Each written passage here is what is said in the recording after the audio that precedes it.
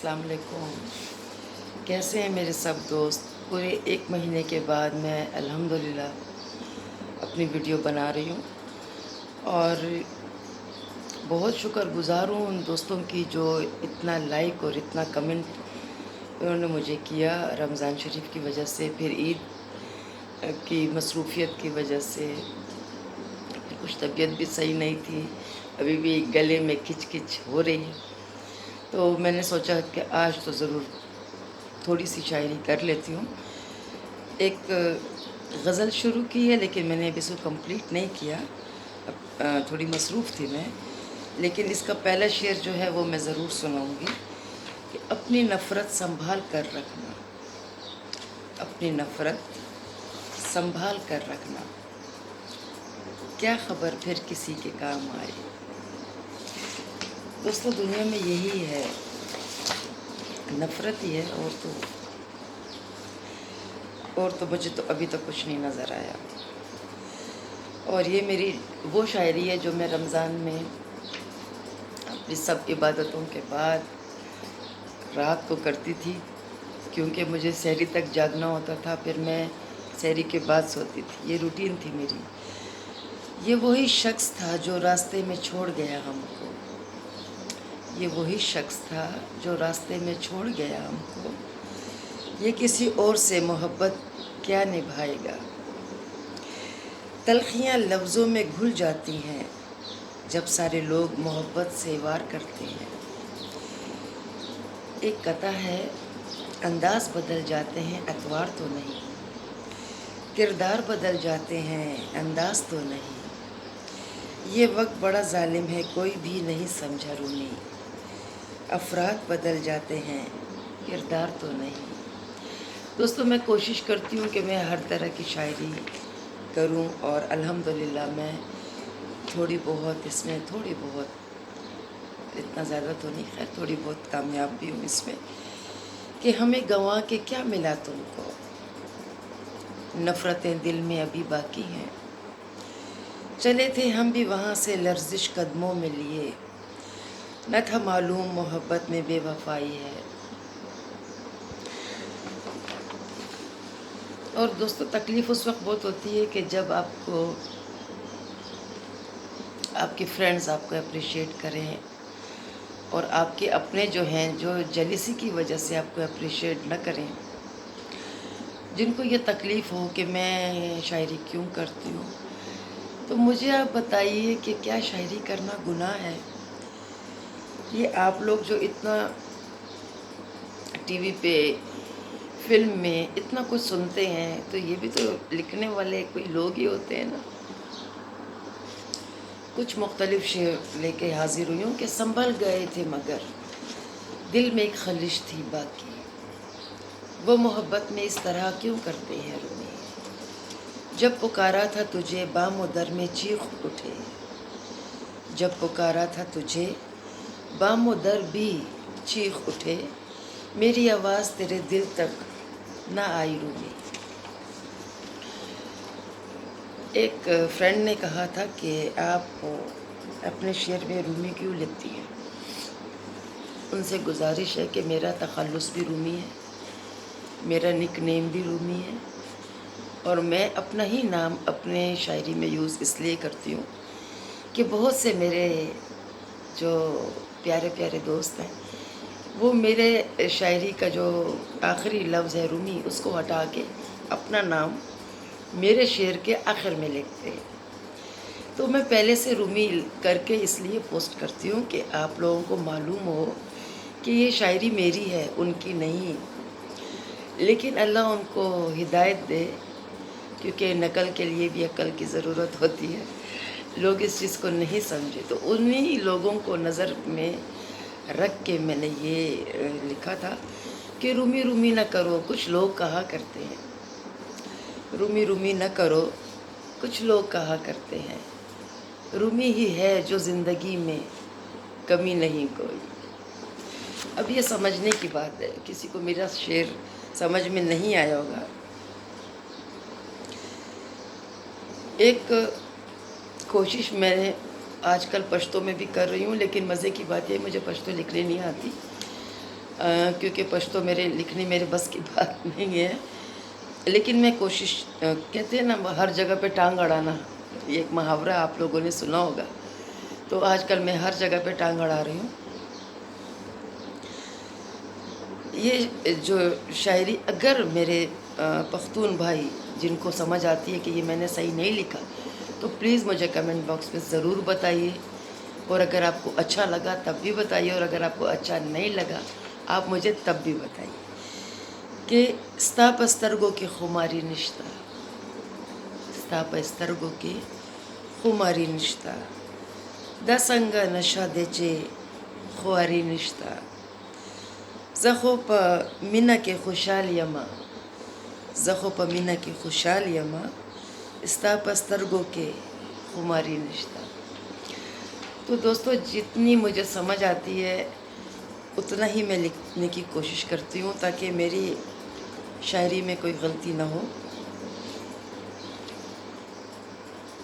اور میں نے ابھی ظاہر رمضان کی وجہ سے، پھر عید کی مصروفیت کی وجہ سے میں کوئی ویڈیو نہیں بنا سکی، اور میں نے 1-2 دن پہلے اسنیک ویڈیو پہ بھی جو پوسٹ کی تھی تو اپنی شکل نہیں دکھائی تھی، اپنے پیپرز دکھائے تھے، اور وہ ابھی بھی موجود ہے، آپ لوگ جا کے اسنیک پہ دیکھ سکتے ہیں میری آئی ڈی پہ۔ یہ میں نے عید کے لیے 2-4 لفظ لکھے تھے تو وہ میں شیئر کر دیتی ہوں کہ اب تو خیر گزر گئی، لیکن پورا شوال کا مہینہ ہے، آپ کبھی بھی شاعری کر سکتے ہو عید پہ، کہ عید آئی ہے پھر دل کو دکھانے میرے، عید آئی ہے پھر دل کو دکھانے میرے، وہ کتنے دور سہی روٹھنے والے میرے، عید آئے تو اداس ہوتی ہوں وہ میرے پاس جو نہیں ہوتے، لفظ کانٹوں کی طرح دل میں کیوں چپ جاتے ہیں، لفظ کانٹوں کی طرح دل میں کیوں چپ جاتے ہیں، وہ کتنے دور ہیں کیوں پاس نہیں آتے میرے، وہ اتنے دور ہیں کیوں پاس نہیں آتے میرے، اور ایک قطرہ اگر چاہت کا ہمیں مل جاتا رومی، اپنی تقدیر سنور جاتی خدا کی قسم، وہ تیرے ہجر کی راتیں اور ادھورا چاند رومی، تیری یادوں کے سہارے جی رہے ہیں یہاں۔ یہ سب میں نے شاعری جو آپ کو سنا رہی ہوں یہ میں نے رمضان میں لکھ کے رکھی تھی، اور اب یہ پوسٹ کے بعد انشاءاللہ ویڈیو جو بنے گی یہ میرے انسٹاگرام پہ بھی جائے گی، رومانہ رومی پہ، رومانہ سردار شاعری پہ، میرے پیج پہ، فیس بک پہ، یوٹیوب پہ بھی رومانہ سردار، اور اسنیک ویڈیو پہ بھی رومانہ سردار۔ تو دوستو کہنے کا مطلب یہ ہے کہ ایک ویڈیو میری 4 جگہ پہ پوسٹ ہوتی ہے، اور دل میں ایک لگن، ایک خواہش ہوتی ہے آگے بڑھنے کی، جس پہ بہت سے لوگوں کو تکلیف ہوتی ہے کہ یہ آگے کیوں بڑھنا چاہتی ہے۔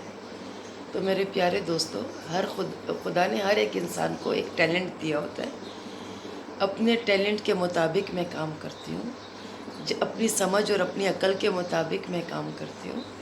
میرا بھی دل چاہتا ہے کہ میں جب یوں جاؤں، یا ابھی بھی الحمدللہ میں کسی فنکشن میں چلے جاؤں، میں کہیں پہ بھی چلے جاؤں، آؤٹ آف فیملی ہو یا فیملی میں ہو، تو مجھے بڑی خوشی ہوتی ہے جب 2-4 لوگ مجھے پہچان لیتے ہیں اور کہتے ہیں کہ بہت اچھا لکھتی ہو، یا بہت اپریشیٹ کر لیتے ہیں، تو مجھے بڑی خوشی ہوتی ہے۔ اس سے حوصلہ افزائی سے یہ ہوتا ہے کہ انسان کو اور دل میں خواہش ہوتی ہے کہ یار میں اس سے بھی اچھا لکھوں، کہ میں کچھ کر جاؤں، تو صرف یہ ہوتا ہے اور کچھ نہیں۔ میرا یہ شوق کہاں تک مجھے لے جائے گا، میرا یہ شوق کہاں تک مجھے لے جائے گا، ان کی دعا ہے میرے سامنے جو آئے گا، دیار غیر میں کیوں اجنبی تھا، تعلق دل کا تو میرا نہیں تھا، مگر ہم چاہتے ان کو ہی رومی، مقدر میں جو میرا نہیں تھا، میرے خلوص کی دھجیاں اڑا ہی دی تم نے، اگر گوارا نہیں تھا تو ہم سے کہہ دیتے، محبتوں کی عجیب بستی کہاں ملے گی، کہاں ملے گی، یہاں تو سارے ہی لٹ گئے ہیں، جہاں ملے گی، جہاں ملے گی۔ اور آج کل لکھنے کا جو مزہ ہے وہ کسی اور چیز میں نہیں۔ آپ یقین کریں، اس طرح ایک ویڈیو کے دوستوں سے میں کہنا چاہتی ہوں کہ مجھے السلام علیکم، گڈ مارننگ، کیسی ہیں آپ کی طبیعت کیسی ہے؟ دوستوں، مجھے ہزاروں کے حساب سے مجھے میسج آتے ہیں۔ آپ یقین کریں میں کسی کو رپلائی نہیں دیتی۔ کوئی واٹس ایپ نمبر مانگ رہا ہوتا ہے، کوئی کہتا ہے پلیز آپ بات کیوں نہیں کرتی، آپ کتنی پراؤڈ ہیں۔ میں پراؤڈ نہیں ہوں، میری مجبوری یہ ہے کہ میں ایک ہاؤس وائف ہوں، مجھے اپنے بچے، اپنا گھر، اپنے ہسبینڈ کو سب کو دیکھنا ہوتا ہے، اور سب سے جو مین بات ہے اپنے گھر کو دیکھنا ہوتا ہے، کیونکہ گھر میرا گندا ہو تو میں بڑی پریشان ہو جاتی ہوں، اور میں اپنے روٹین ورک میں بھی اس کو ماشاءاللہ A1 ہی رکھتی ہوں۔ عادت ہے میری، لکھنا بھی میرا جنون ہے، گھر کو سجانا بھی میرا جنون ہے۔